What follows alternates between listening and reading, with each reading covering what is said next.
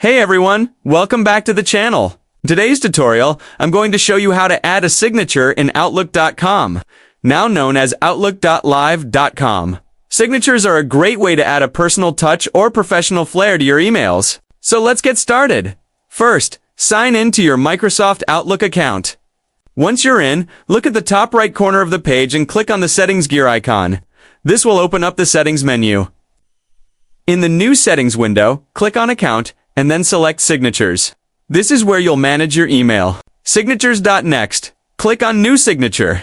You'll see a small text box where you need to enter a name for your signature. Below that, there's a larger text box where you'll write your actual signature. You can also customize it by changing the font size, color, and even adding images using the options at the bottom dot. By default, Outlook doesn't include signatures in your emails.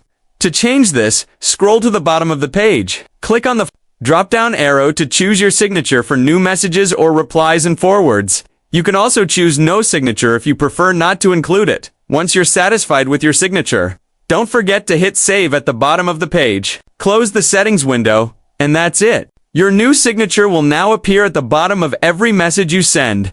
And that's how you add a signature in Outlook.com. If you found this tutorial helpful, give it a thumbs up and subscribe for more easy tech tips. Leave a comment if you have any questions or need help with other features. Thanks for watching, and see you in the next video.